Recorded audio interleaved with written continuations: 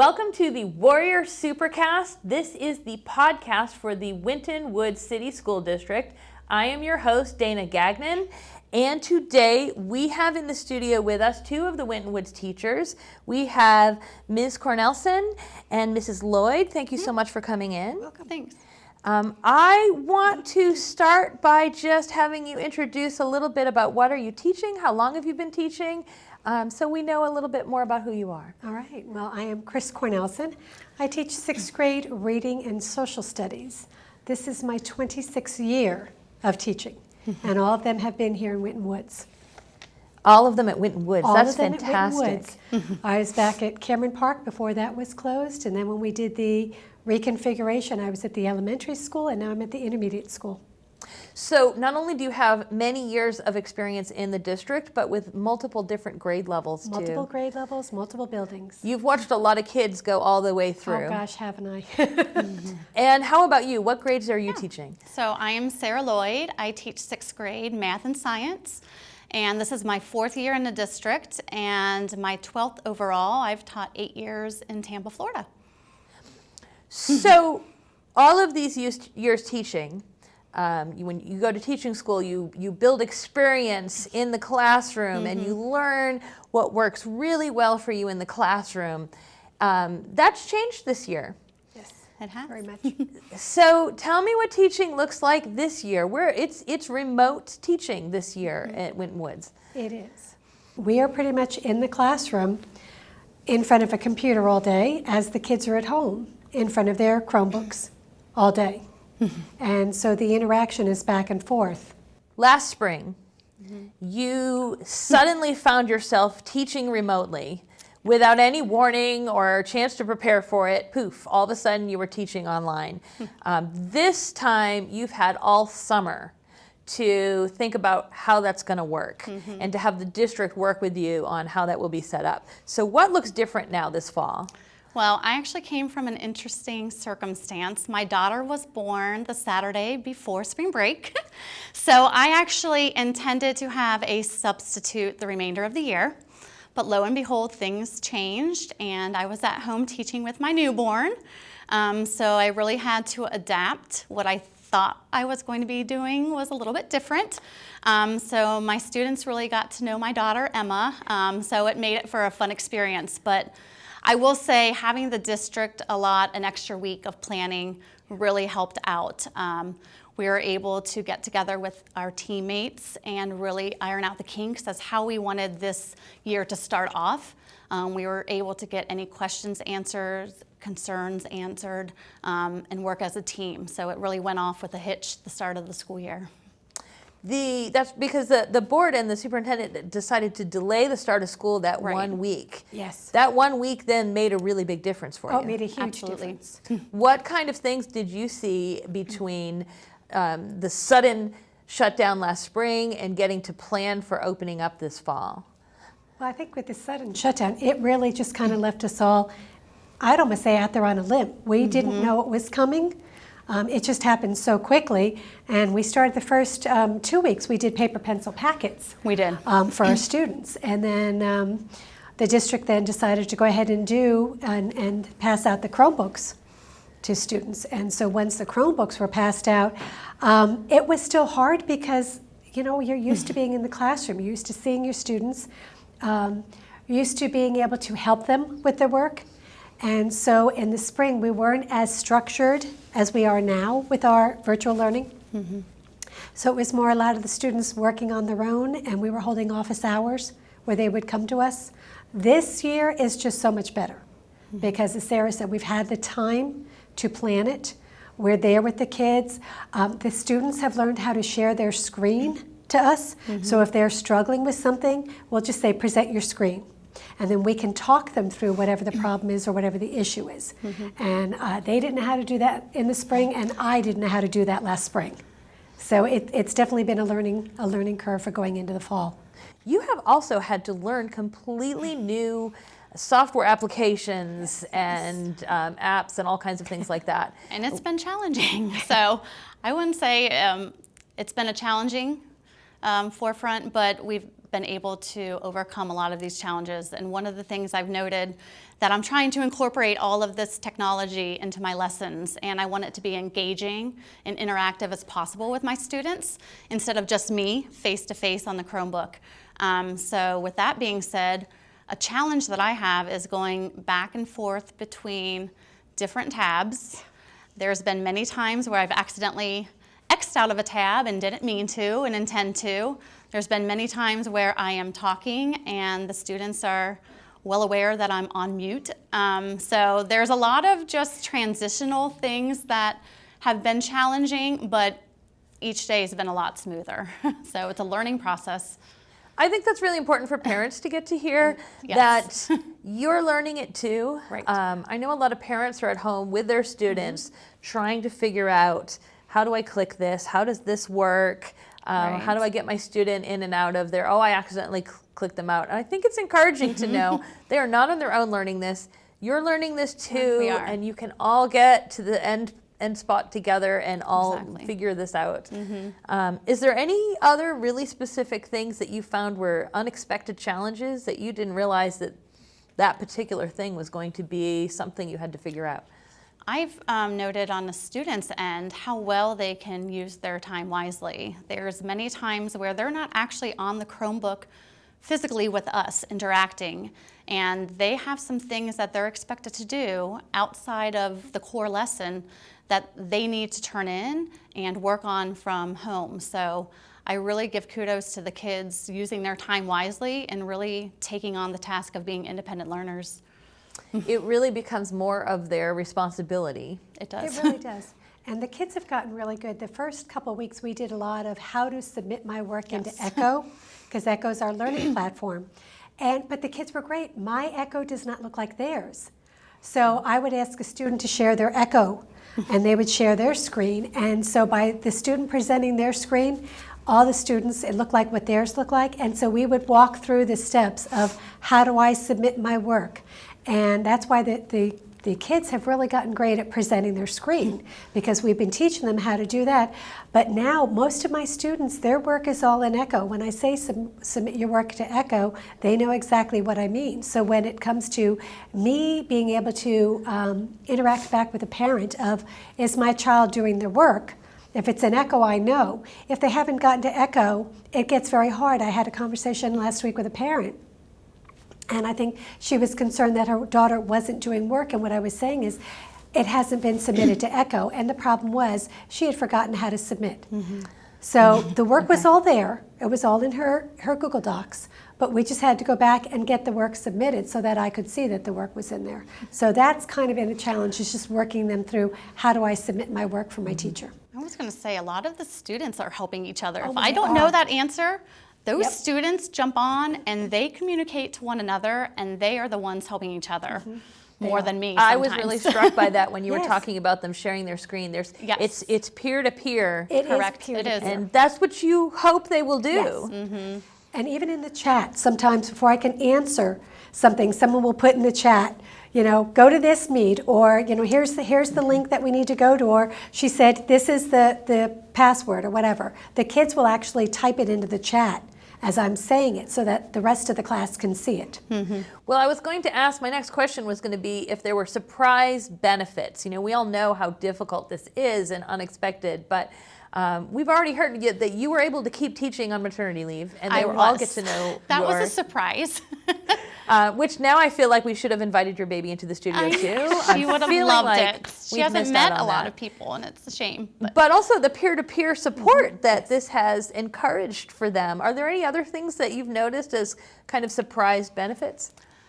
I think we are really utilizing our time as teachers very well since this has started. We know that we have a tougher job ahead of us as far as what the kids are expected to do and learn each day. And I think our department meetings are much more meaningful in the fact that we have a job to tackle, and there's a lot more strings attached to this learning style than before. So we're really utilizing our time as a team.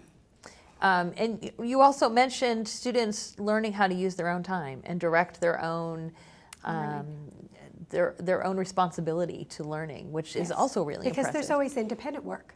So we have our whole class lesson, but then if I'm choosing to do a small group, the other students have independent work that they are then responsible for. Have you seen any students really flourish because this is a different kind of learning that actually suits them better? I've personally asked a lot of my students, and a lot of them have stated they like being in the comfort of their home. They like wearing what they're wearing. And majority of my kids are in a quiet, nice area in their house. And so they're able to be productive, and having one face to one face, meaning me versus the student. I mean, I feel like we're really focused when we're teaching and able to zone in on what we need to teach. This is really excellent to hear because, again, I think we hear a lot about the challenges, and they are real challenges that you are all working so hard to make sure that each student is connected to. But it is really nice to hear about some of the other aspects, I think. And it's nice to see them when the students step forward, things that we did not expect when we started this. And again, I was a paper pencil teacher. And I will admit that, and Jeremy Day, our principal, laughs if I'll go past him on the way out and I'll be like, hey, guess what? I just did Padlet with my kids and it worked. Or hey, I just did a Google form, because it's not the way I used to teach. So it does force us to come up with different ways to teach, as Sarah said, to keep our students engaged. After 26 years of teaching, Ms. Cornelssen was able to get on board and do virtual teaching, and it's still been able to be a way for her classroom to flourish. So teachers, if you're watching this and still adjusting, there's hope, you can do it. That's right. Let me ask you, what are some things that the parents or the students can be doing at home to make this transition even better? I just think to simply ask your student, your child, what was your day like? What did you learn? All of us teachers have our ECHO agendas, so I think it's very beneficial for all parents and students to actively look at that each day. It sets them up for their day. They have the direct links for all their meetings, their schedule that they need to follow, any announcements, as well as homework. I keep a checklist of all their independent work, so when they're not with me, they know what to do. So I think using that, and as well as our office hours, that's kind of a new thing this year too. We have quote unquote office hours where the parents and the students can contact us if needed. And it's kind of a private setting. There's no one else really around, and we can have that interaction in a more private way. And I think one of the things Sarah said earlier about, for parents, making sure their child has a quiet setting without a lot of distractions, because that helps them then stay focused on what they need to do. And that can be hard. I mean, I get it, you've got 5 kids at home, it makes it kind of hard. But for the most part, and I'm kind of with Sarah, for the most part that is happening, that our students are focused on what's going on. We don't hear a lot going on in the background. And that way they can focus on the lessons that we're teaching or the information that they need, or to be able to ask us a question and hear our answer. It doesn't need to be an extravagant space, just a quiet space. Backyard patio. I've seen many do their work there, and it works out perfectly. That's fantastic. They give me the weather report, and it's great. So you really get to hear a little bit of extra life from all of You your sure students, do. wherever they are. Yes. Yep. That's fantastic. Well, I want to thank you so much for coming in. problem. We're also today going to talk to a couple of the students so we can hear, and one of the parents, so we can hear what this has been like from their perspective. But I really appreciate the time. And of course, if you're watching, the reason we're spread out, of course, is to be properly socially distant, even in our studio. And that's one reason we're going to switch out and talk to our students separately so that we can keep that nice distance and be safe. So Great. thank you so Thank you much so for much. coming in. Thank you for I having appreciate us. that. Now we're back in the studio with one of the Winton Woods moms and a couple of the Winton Woods students, so they can tell us what it has been like to do virtual learning this year, remote learning. Thank you so much. We have Mrs. Cole and we have Trammel and Tremaine in the studio with us. Thank you so much. Thanks. I appreciate you coming in. What I'd like to do first is have you just introduce yourself. Tell me what grade you're in, what school you go to. My name is Tremaine Cole. I go to intermediate when it was intermediate. I'm in 6th grade. I'm Trammel Cole, and I go to Winton with intermediate, and I'm in 6th grade. Now, if you're really smart, and if you were listening to that very closely, you will notice that they are in the same grade at the same school. That is because Trammel and Tremaine are twins. So they are here to tell us what it has been like to have two people in their house doing 6th grade remote learning. And Mrs. Cole, Mom, what has that been like? Very interesting. It's different. It's been very different because you're not used to your kids being at home doing anything. And myself, I recently finished nursing school, so I was also in school. And I have 2 other kids. So everyone was on a laptop at some point at all times trying to Zoom in their meeting, or their Google Meets or whatever, app they were using to learn, and it was a lot. It's like, okay, I want a break, let me go check on them.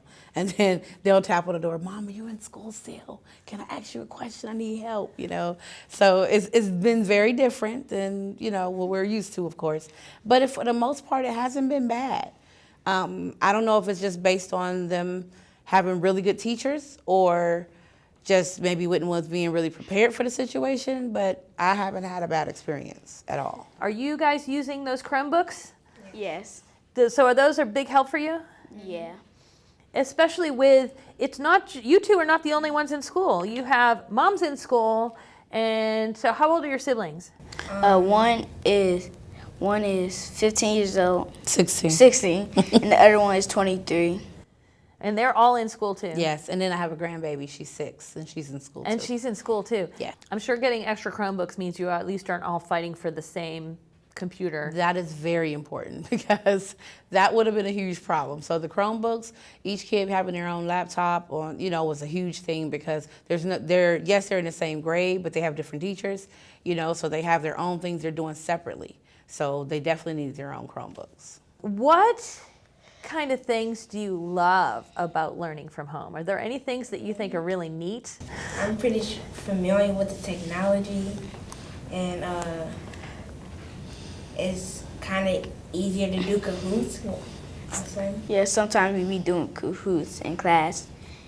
And that when we're at school, when we go to different classes, it's like we have to get up and do it, but on the virtual learning, we don't have to, we just go to their meeting. So when you switch classes, you don't have to get up and go to another room. You can just click another spot. That's very nice. Creates lazy kids. But it's, he said it. The technology is we're all talking as grown-ups about, oh my goodness, this is such new technology. And you got to hear one of the teachers say, I've been teaching for 26 years, but this is totally a new way to teach. Right. But for you, this is the technology you're comfortable with. This seems like the perfect place to go learn because you already know this technology. And it's really good for the kids too because nowadays, almost any job you have, regardless, you're using some kind of newer technology. So you're kind of really prepared for when it's time for whatever position you're going for in life, or even just the first job, you know how to do the basics because you've already been doing it all this time. When we go on lunch break, we can eat the food that's at our house. Now, are you making your own lunch? Yeah, sometimes. Sometimes they eat leftovers. So what kind of lunches do you like to make when you're doing school at home? Sandwiches, tacos, ramen noodles, tacos. These sound good. And now anyone listening to this podcast is hungry now. That's it. But they'll know whose house to go to for tacos. Right. What are the things about learning at home that you're not liking so much? At school, we get to talk to our friends, but at this and virtual learning, you won't be able to talk to your friends. Right.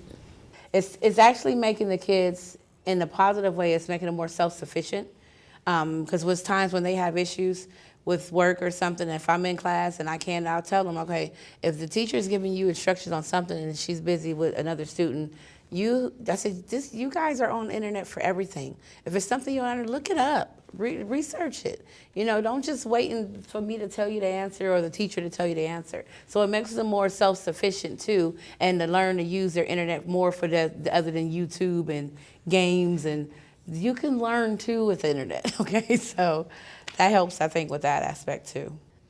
So when you need to ask the teacher, is it easy to talk to the teacher when it's your turn to ask her questions? Every time, like, we'd be in a small group or something, and then we supposed to be answering, then me and my friend would, like, answer at the same time. And in my class for reading my homework teacher, I have to put a question mark in the chat when to answer a question. Then when you want to ask a question, but when you want to answer a question, you have to put a W in the chat. Oh, that's how you raise your hand, is Okay, put a so W in the chat. She created ways to make That's it. neat. That's that creativity. You have to be Yeah. creative because it's different than just I'm in class doing can't this. and see you when you she raise can't your look at hand. everybody, and, so it's different. Now, you're looking at your classes with all adults, and Mm-hmm. you're watching their classes with all kids. Dare I ask, who do you think is better at figuring out this new kind of learning?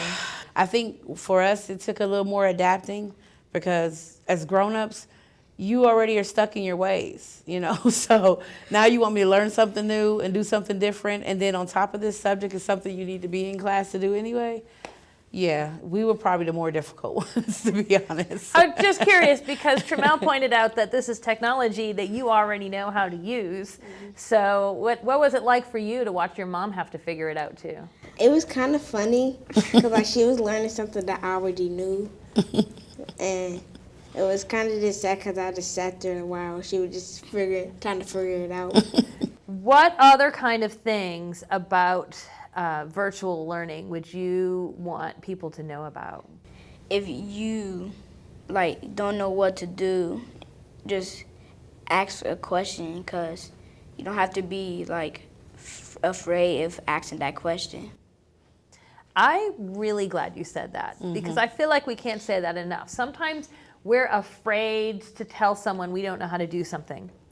And we're all doing something new. Right now, Exactly. your teachers are doing something new. They have to ask how to do things. No stupid question, anything you want to know. And even like me, I get emails from the teachers for them, my other kid, to say, hey, we're just checking, we're updating you about this. If one of them are missing something, hey, just check in on Tremaine, or just a list of kids that might need to still turn in this. Just check in with your parents, check with the kids, little things that's really great with communication, because I can say, Tremaine, y'all turn in everything, and they say, yes, we did everything. But they might have forgot something or didn't turn in something the right way. So the teacher will put in her reminder, hey, check on Tremaine or check on Trammel, they're missing something. And I'll say, hey, your teacher said you're missing this. I'm like, oh, I didn't turn it in like this, and then they'll fix it. And it's, it's something simple, but that communication is great also. It actually makes me more relaxed and comfortable with this, because I was very worried in the beginning, okay, as much as I'm concerned about them being in the school, I'm kind of more so worried with them being at home, because I am not a teacher. So, and then what I learned and what they learned, even just the curriculum is different. What I might have learned in 6th grade, it might not even be the same thing. Cover your mouth. And then the way they're being taught today. Does being able to effectively school them at home and knowing that this works, does this just make you feel a little bit more safety as a parent? It absolutely does, because the truth of the matter is, as much as we are accustomed to our kids going to school, and that is great for them in several different ways, currently, until it's a better understanding of the best way to keep them safe for them to go to school, this works. And they're not lacking in their education, which is the whole entire point. So I feel like long as their education is being covered, they're learning, the teachers are communicating, if this is what we have to do, then this is what we have to do, and it works. How do you feel about looking forward to the day when you can sit back in class again? Are you looking forward to that, or do you kind of like staying at home? I'm looking forward to it. I'm looking forward to it. What are the things you're most excited about getting back to do when you get to go back to the classroom? We get to see most of our friends and actually see everybody that's in our class. I'm just waiting until we go back to school so I can see my friends and meet some new people, because I don't know nobody in my class. I don't know nobody. Yeah, you all started school again in the fall, but you didn't get to see anybody in person. I would say the biggest thing is just staying in communication with the teachers and your kids, because just like it's different for us as parents, it's different for the kids too. But once they figure out the routine, they usually catch on. And I think the kids' age plays a part too, how quickly they catch on, because it's different. So as they, the kids' age and how they adapt to the learning process might be a little difficult at first, but once they get that routine going, usually it's okay. And then just, if you have questions, ask the teachers. So I would say for parents, really, it's just a matter of the same, like when you ask your kids, hey, have you did your homework? Have you, whatever, just check in with them, check in with the kids. And then with that Echo parent thing, it's an Echo thing where the parent can log in and see what the kids are doing, no matter what school they go to. At least for Winton Woods, I don't know, but Winton Woods, you can log in to Echo, and all your kids that's in that same school district, you can see you don't click on their name and see what they're doing. So that way, if it shows something or the grade isn't right, you can reach out to the teacher and say, hey, I just want to see what's going on, as well as talk to your kid so you can figure out what you do to do. Yeah, and I think that's important because there is this application. There's Echo, where it's how you turn in your homework, right? Yeah. It's how your teachers put in the checklist of what you're supposed to do. But it's also where mom can keep up with what you're supposed to be doing. So there's this one spot where everything is. But if you're not checking it every week, you get to the end of the semester, you might not realize that there are 27 assignments now. That's it. Now it's too much. It's going to be scary. Now it's to try overwhelming. There's no way to catch up, or the kid's overwhelmed, and it might have been something they did, but maybe they didn't turn it in the right way, because there's different ways to turn things in. So you got to make sure you're submitting the assignments in Echo, or it's just like you didn't do it. Are you looking forward to the kids being back in the classroom? You know what? I've adjusted, so at this point, I'm okay either way, to be honest. Because as much as I'm looking forward to it, I am still nervous about COVID and how all the different students are handling it and parents at home. And that's the part that's a little scary. So it's like I'm okay either way currently, because I'm kind of 50-50 on it a little bit. But it's definitely been an experience. Definitely. And I've watched the district really listen and quiz the parents and ask questions and say, what are you comfortable with? And I love watching that be part of every step, is this is a partnership with the parents and the students in the district. I think that's been really, really like a huge thing that's been great with the kids and the teachers and just the district altogether, because a lot of times people feel like they don't have a say in what happens and what goes on. And here it's been different for us. They actually listen and hear us and ask us our opinion and actually, add it into the decisions that's made. And that's not a normal thing that happens, to be honest. I want to remind folks in the Winton Woods School District that the district is still providing meals for children under 18. Now it's 3 meals a day, and you can find all the information about the meals at www.wintonwoods.org/meals. So you can check that out to get more information about that. I also want to mention, just in general, on their website, www.wintonwoods.org, there is everything you need to know about what's going on in the district. There is so much information on that website. So if you are part of that school district, make sure you can find out what's going on with the new buildings. You can find out about the meals. You can find out about sports. You can find anything on that website. I want to thank all of you for coming in to my studio so that we could talk about what it's like. Some of us don't have someone in our house that's doing virtual schooling right now, so we wanted to get to talk to someone and find out what it's like, but also to share some tips, and so that the other moms and kids in the district that are doing this can hear from someone else and know that they are not the only one trying to figure this out. Right. The teachers are figuring this out. The administration is figuring this out. The moms are figuring this out. The kids are figuring this out. We're all figuring it out. And parents, it's okay. Don't be so hard on yourself. This is new to us. This is difficult, and we're learning too. So if it's being overwhelming for you, give yourself a break too, because we are not teachers. So you putting in effort. Are you ready for the new